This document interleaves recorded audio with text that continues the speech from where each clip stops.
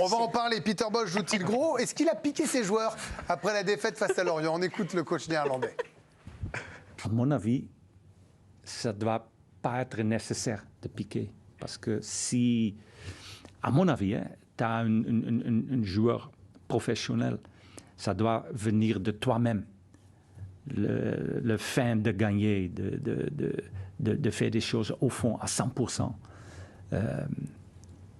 Mais en même temps, la plupart du groupe est jeune aussi, donc de temps en temps, il faut piquer, c'est vrai. Alors, Peter Bosz, en cas de défaite à Monaco, joue-t-il déjà très gros? Regardons vos réponses. Vous me dites, Alicia, c'est non, il ne joue pas très gros. Pour Djibril Cissé, ce sera non, mais il ne faut pas que ça traîne quand même. Hein. Oui, il joue gros pour Karine, oui pour Anthony, oui pour Émilie, non pour Raphaël qui prend parti. Oui, il joue gros. Ça y est, là, c'est déjà, boum.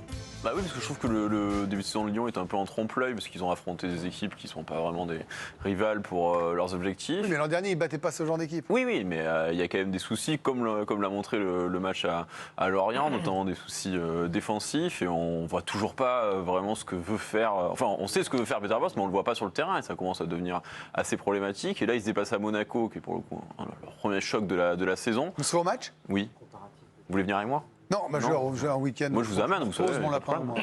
Je vous regarderai. Et Monaco, bon, sort de 2 victoires, mais c'est pas non plus très flamboyant dans le jeu, que ce soit hier à Belgrade ou dimanche à Nice. Donc c'est quand même une équipe qui doit être prenable pour l'OL. Donc si ça se passe mal à Monaco, qui n'est pas dans la forme de sa vie, après ce qui s'est passé à Lorient mercredi, et après la saison dernière, qui n'est quand même pas oubliée, et un recrutement qui paraît tout de suite un peu moins intéressant avec les premières journées de Ligue 1, ben, je pense qu'il serait forcément en difficulté. Après, quand on compare les saisons, les 2 dernières saisons, cette saison et la saison dernière, en regardant les moyennes de points pris, la moyenne de buts marqués, la moyenne de buts encaissés, c'est le jour et la nuit. À gauche, où est la saison en cours d'une équipe qui prend plus de points, qui marque plus de buts et qui encaisse moins de buts. Donc quand on regarde un petit peu cela, il y a quand même du mieux du côté, en tout cas sportivement en termes de résultats, mieux que la saison dernière.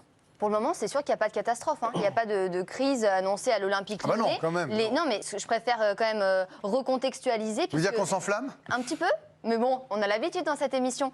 Les dirigeants lyonnais avaient prévenu qu'il ne fallait pas se rater sur ce début de championnat. Peter Bosz qui était sur un siège éjectable en cas de mauvais résultats en août. Et c'est ce qui n'a pas du tout été le cas. Bon, jusqu'à cette défaite qui fait tâche face à Lorient mercredi. Mais le contrat, pour le moment, l'entraîneur néerlandais est rempli.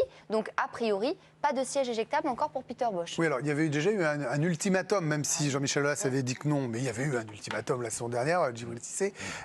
Tolisso, Lacazette, pas de Coupe d'Europe, un calendrier abordable, des joueurs qui sont restés. C'est vrai que la défaite contre Lorient sème le trouble.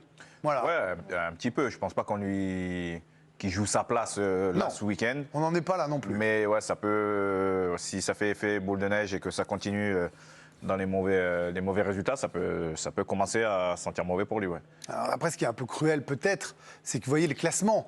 Lyon est 4e avec 13 points, une différence de but de +8.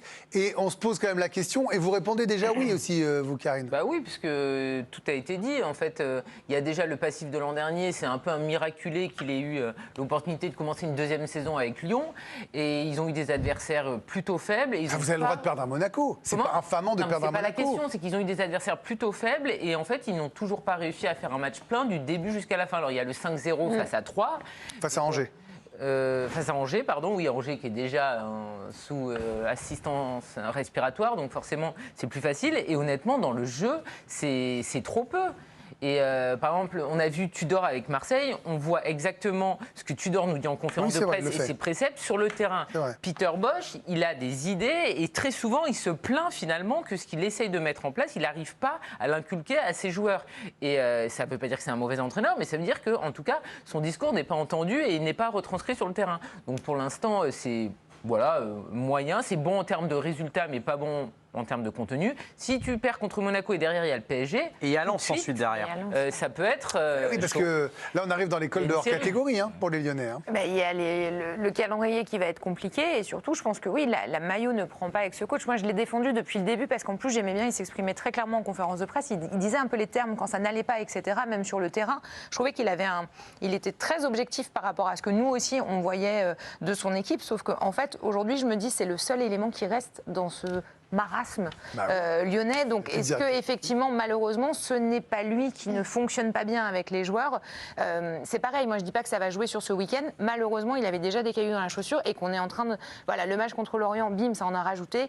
Et voilà, mais je suis très déçue parce que je m'attendais vraiment à quelque chose de bien avec ce coach. Donc je souhaite pour lui, voilà, que ça se retourne comme il faut, mais ça a pu... On rappelle qu'ils sont 4e encore. Ouais, bien. C'est juste que comme il y a cette défaite contre Lorient et ce gros match contre Monaco Il y a avant un le peu PSG et Lens, Et que ça un va peu essayer de football d'historique. champagne tous les week-ends non plus. on va regarder. Voilà, on regardera avec attention.